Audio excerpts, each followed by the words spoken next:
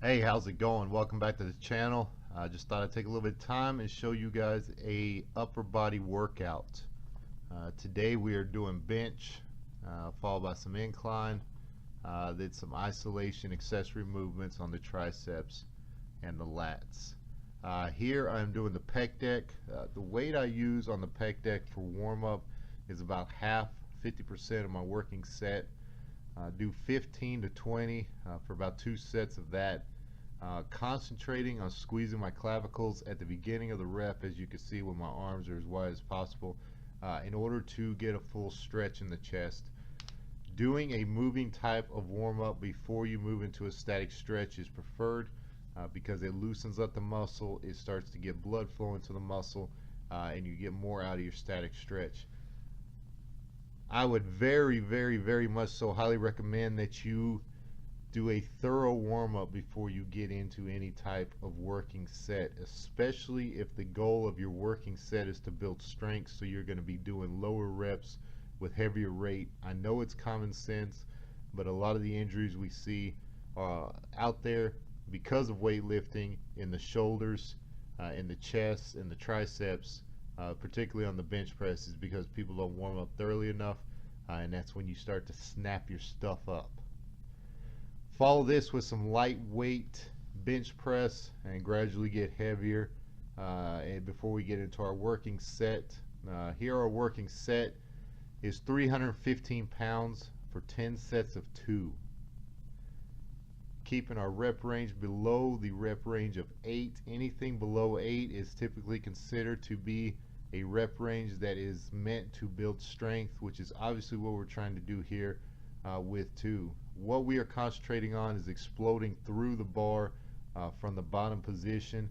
We want to stay tight the entire time, concentrating on form in order to build strength, squeezing our clavicles together, putting a nice arc in our lower back, keeping our butt and our feet flat on the bench and ground respectively in order to explode through the weight and get it moving.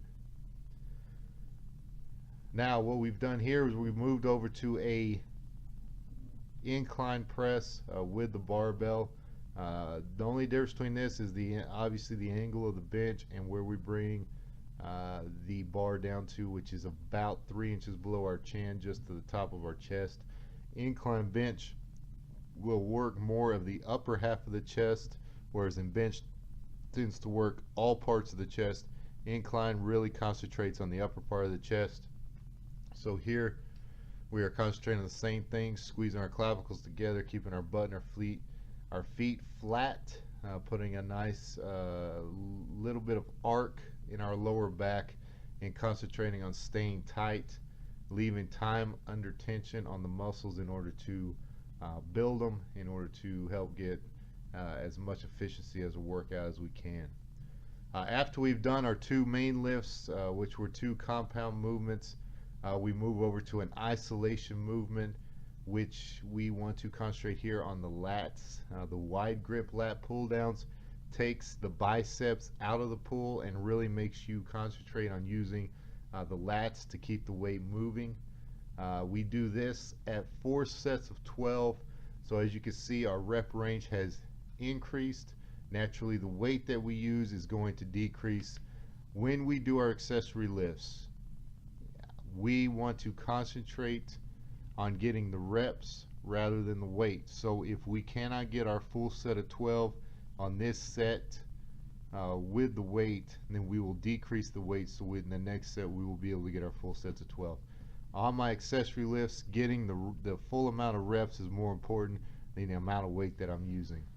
On the main lifts, which are the compound lifts, what I want to do is move the weight rather than the reps. So if I can only get 10 sets of 2, if I can only get 8 sets of 2 and then my last 2 sets are only 2 sets of 1, that's what I want to concentrate on more than getting the full rep range. Here we moved into some face pulls, which again is an isolation for the back. Keep your hands high, your elbows high, so you get the muscles that are supposed to be worked. And then after this we're going to move on into some tricep work, some overhead tricep press in order to concentrate or isolate the triceps. So this is what a typical workout looks like. A couple compound lifts as main lifts, a couple accessory lifts to specifically hit and target muscles that we're trying to hit, and then call it a day. Again, resting and recovering from the workout is just as important as the workout itself. So do not overwork it. Trust the percentages, trust the workout plan, trust the diet, and let your body grow and let your body do what it's supposed to when you exercise and when you eat correctly.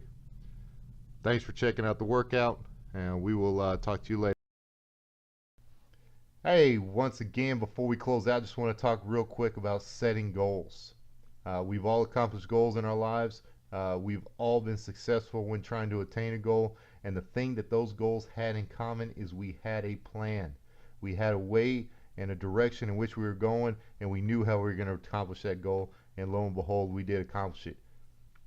Fitness is no different. You want to hit some fitness goals, and this can apply to anything outside of fitness as well. You want to hit a goal, sit down and plan the way and the direction you're going to take in order to reach that goal. 3 things we want to talk about real quick. First off, be specific when setting your goals. Getting lean was always a goal of mine, but I always found a way to push it back a week, push it back a month. And before I knew it, years had passed. I looked back, wasn't anywhere near where I wanted to be, and it was frustrating until my wife and I decided we were going to go to Jamaica. And as soon as we put down a specific date on when we were going to go to Jamaica, that is when I started researching. That is when I developed a plan. That is when I got serious about eating healthy and exercising correctly in order to meet the goal, because the last thing I wanted to do was be that guy on the beach. The second thing is to set a realistic goal. Now, I'm not saying sandbag it and put it in something you can accomplish easily. Make it a challenge, but do not put it so far off that you're just going to get frustrated when you don't reach that goal in the amount of time that you set for yourself. So again, research, plan, figure out what a realistic expectation for that type of goal is, and set your goal there and reach for it, and put it just out of your grasp so you can do amazing things and get further than you thought you could. The third thing to do is break that goal into smaller goals. If you want to lose 40 pounds, break it down into 2 pounds a week for 20 weeks. And what'll happen is you'll hit these little milestones along the way that'll continue to keep you motivated. If you lose 2 pounds one week, lose 2 pounds the next week, lose 2 pounds the next week, that's going to keep you motivated to keep doing what you're doing. Before you know it, you're going to turn around and see where you were as compared to where you are now, and the results are going to be great. Anyway, that is it. Stay tuned to the channel. I am coming out with a how-to meal plan, and set your macronutrients and your calorie count, and count your food, and so forth, for the next mini series, part 2 of the mini series that I'm doing. Very informative. So subscribe to the channel, like this video, share this with your friends, and stay tuned, because we're going to make something happen. I'm out.